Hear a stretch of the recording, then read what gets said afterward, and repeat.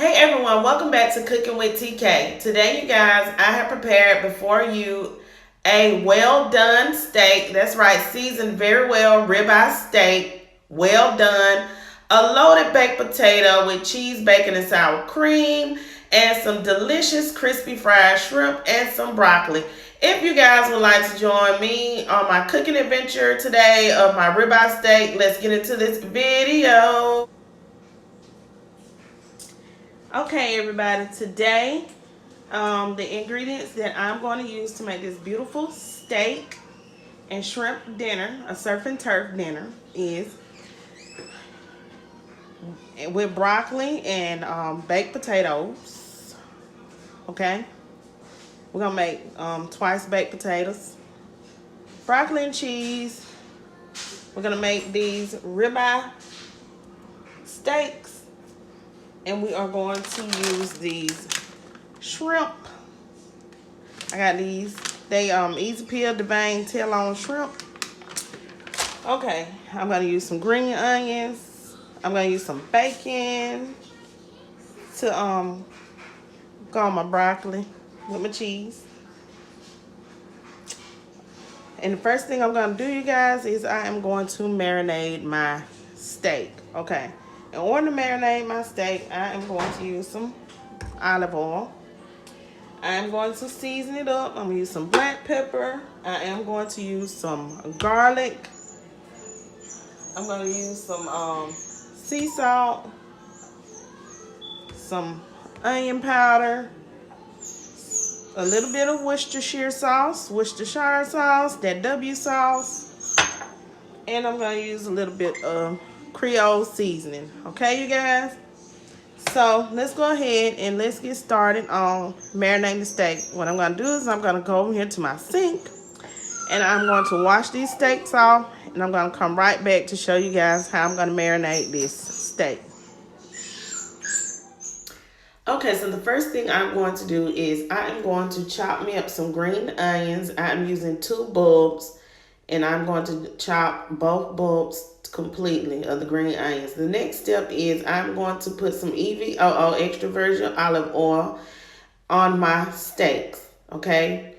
And we are going to rub the olive oil in both sides of the steaks because we are going to marinate our steaks for 30 minutes to an hour, okay? If you can marinate your steaks overnight, that would be even better. Okay, make sure you get that oil on both sides of your ribeye steaks. The next thing we're going to do is we are going to put those green onions on our steaks, and we're going to get ready to season these ribeye steaks with black pepper. Yes, I love me some black pepper on my steak. Okay? After we put black pepper, we are going to use some of this Creole seasoning, some of this Tony Chachéré's Creole seasoning. Okay? And we're going to season both steaks with the Tony Chachéré's. Next, we are going to use some garlic powder. We're going to season both steaks with garlic powder. After that, we are going to use some onion powder. That is correct. We are going to season both steaks with onion powder and some sea salt, okay? So go ahead and sprinkle you some sea salt on that steak. Be generous with the black pepper and the... Okay. So now let's go ahead and let's get ready to rub our seasoning in. We're going to put some garlic. Please don't let me mislead you. Yes, even though we put garlic salt in the onion powder, we are going to put some minced garlic on our steak to marinate. And we're going to use the Worcestershire sauce, however you would like to call it, on our steak as well. Okay, so it's messy, so I have me on some gloves to rub in our seasonings into our steak marinade, okay? And we are going to go ahead and season the other side, and we are going to do the same exact for this side. We're going to put the same seasonings, and we are going to rub it in as well, okay, you guys? Just do not add any extra salt other than what we're using for this, okay? I would say about 2 tablespoons of the sea salt that I'm using. You can use kosher salt or regular table salt, whatever salt that you choose. I like the sea salt because it does bring out a great amount of flavor, okay? So you go ahead and you rub all of those seasonings in real well. Rub that baby in, give it a great massage on both sides for our ribeye steaks. Marinade, and like I said, we're going to put this in the fridge for 30 minutes to an hour before we start cooking our steaks. Okay, you guys? Now look at that seasoning on those ribeye steaks. If you have other steak seasoning that you would like to use, go ahead and use that as well. Okay? So now we have our shrimp. That's right, for our steak meal with shrimp, our surf and turf meal.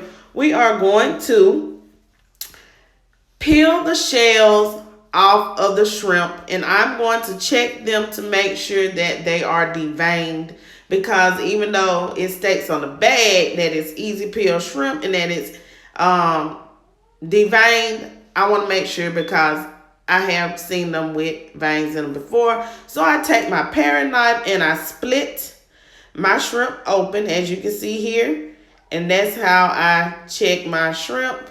Okay, so I've cleaned and peeled my shrimp, and now they are ready for frying. Okay, so let's move on to the next step of what we are going to cook. Okay, you guys, I am going to bake my potatoes. Okay, so I'm going to use aluminum foil to wrap my baked potatoes in. First, I'm going to take a fork and I'm going to stick holes on each side of the potato, okay? Take your fork, punch some holes on both sides of each potato. Here I am using 2 baked potatoes. That's correct. I'm going to bake 2 potatoes. These are russet potatoes that come out that big, large bag. They turn out good for baking as well, okay? So I'm going to use garlic salt instead of just plain garlic powder, okay? And I'm going to use that on both sides of my baked potatoes. I should have placed my olive oil on first. Sorry, you guys, I wasn't thinking. I was moving a little bit too fast because the seasoning sticks better if you put the EVOO, the extra virgin olive oil, on the outside of your potatoes that you are going to bake first. Now, I was going to make twice baked potatoes, but during the process, I decided to change my mind. So we are going to wrap these bad boys up. Yes, these russet potatoes, and we are going to cook them in our oven at 350 degrees for 1 hour and 20 minutes. Okay, so let me go ahead and place them wrapped up in the aluminum foil, our baked potatoes, and allow them to cook at 350 degrees for 1 hour and 20 minutes.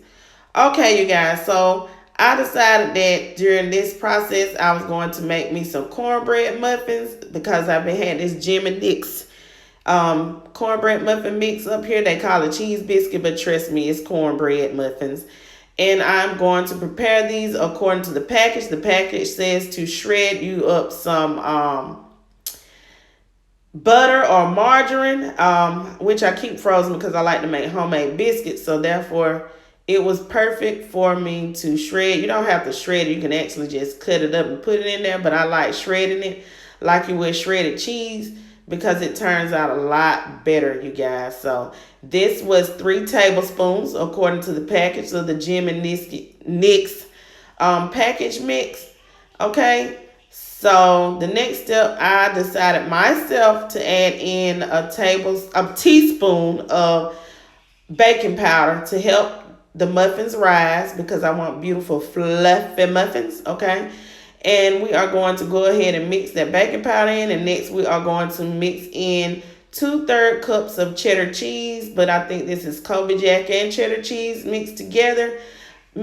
So I'm going to mix those dry ingredients in, and then we're going to move on to the wet batter for our cornbread muffins. And you guys, these were so delicious. If you see the Jim and Nick's, it says cheese biscuit on the packet. Grab it for your cornbread muffins. They are sweet, but I like them.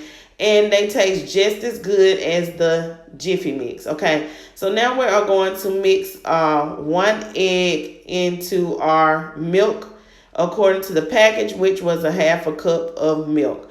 Okay, so now we're going to go ahead, you guys, and we are going to mix this together, and it's going to be a wet batter, a cornbread consistency, you guys. But we are going to do this with our hands. According to the package, it says use your hands, use your hands, use your hands to mix it. Okay, so I am mixing it here, you guys, and yes, it is a wet batter. I didn't need to add any more milk. Didn't need to add any more flour, and these cornbread muffins, trust me, they turned out perfect. And the next step, after I finish mixing our cornbread mix, we are going to go ahead and get ready to scoop these on into our muffin pan. And I'm going to grab me a spoon so that I can get ready to put these in my muffin pan. And I did grease my muffin pan with some spray. You can use olive oil, canola oil, or vegetable oil according to the packet to grease your muffin pan. And as you can see here, I cooked 6 muffins, and I am going to go ahead and place these in my muffin pan like so.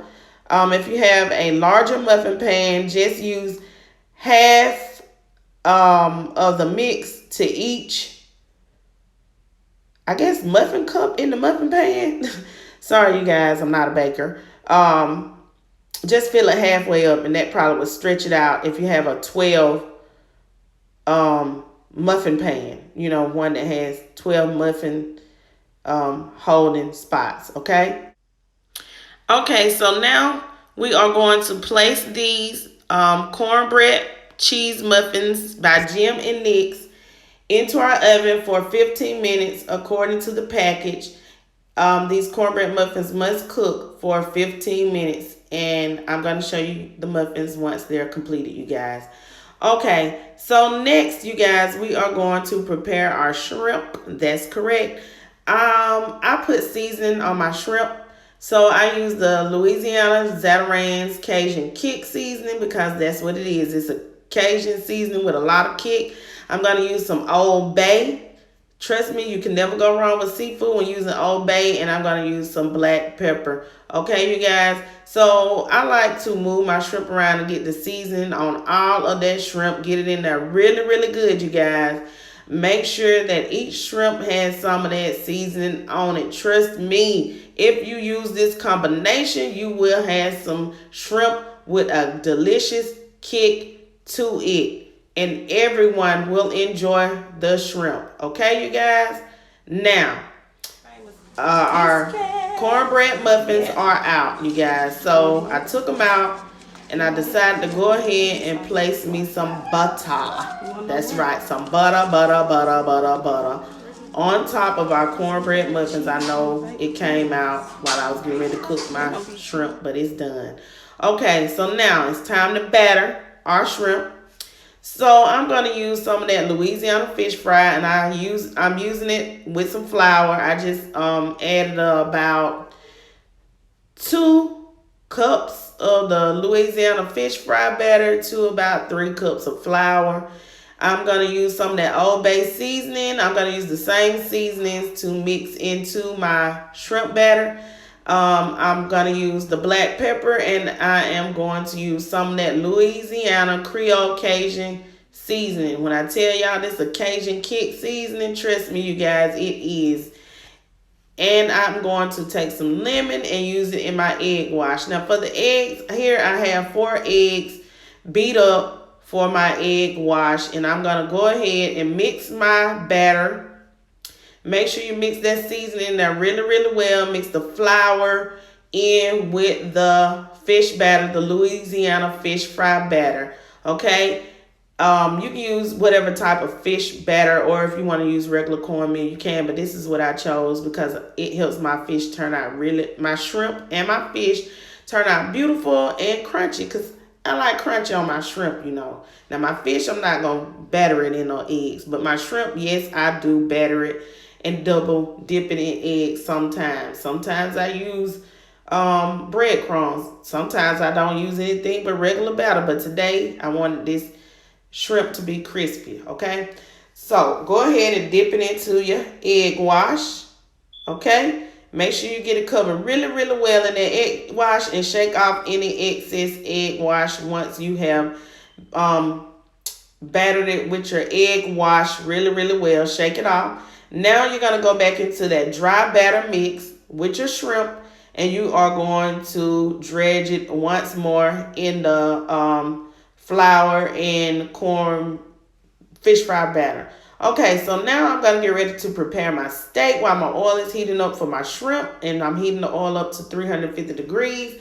With my steak, I'm going to heat my cast iron skillet up really, really well before I place my steak in there. Okay, you guys? You see that? Get it sizzled up. Cook it on a medium-low heat. Okay?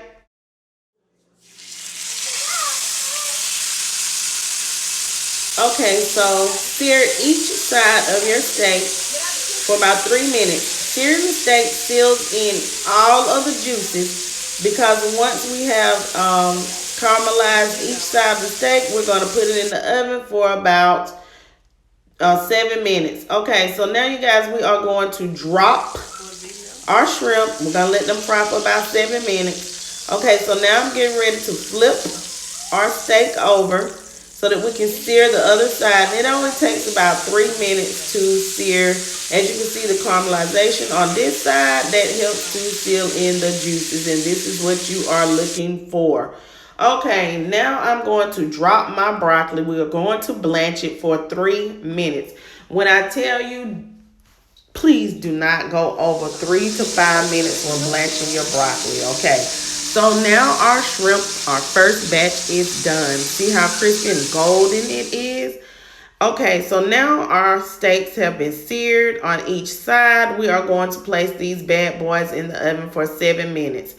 And that's for the rare. Now I am going to melt me some butter, because I'm going to throw this butter in this seasoning within the butter, which is some garlic and some black pepper. That's some garlic salt, you guys. And some black pepper. Garlic, not garlic salt. And I used a little chicken bouillon, and I mixed it together, and I threw that on my broccoli, and I tossed it because my broccoli is still warm, you guys. And that's just to give this broccoli some flavor. If you have something else you like on your broccoli, you guys, do whatever. It's your food. Just make it taste good, okay? And just promise me not to over salt it. Okay, so here we go, you guys. Our steaks are done, and this is how I cook a well steak. You gotta let that steak sit there for about 5 minutes before you cut it, okay? Because it's still gonna cook as long as it's sitting. Okay, so I put me some black pepper on here. I put me some cheese on my potato. Next, I drop me some of that bacon on my loaded baked potato. It's gonna be so delicious. And we're gonna put a dollop of that daisy, dollop of that sour cream. And I cut up some of those green onions. Yeah. Now, let's check our steak to make sure that it is well done. Da-da-da-da. Cut it open and let's see. That's right. It is well done. And this is how I like my steak. If you like your steak on the rare side or medium rare, you're going to cook it with less time, okay? That's the only difference, just less time. Okay, you guys, so our surf and turf, our ribeye steak and shrimp, our steak and shrimp meal is done with our loaded baked potato and our broccoli. We're going through COVID, so we staying at home, you guys, during this pandemic, and I know I can't go out and eat like I want to, so therefore this is why I decided to prepare this meal at home. If you guys enjoyed this video, I hope you try this recipe or it gives you an idea of a meal to cook during this pandemic. Please don't forget to like, comment, share, and subscribe. Leave lots of comments down below and stay tuned to my channel for another video. Peace.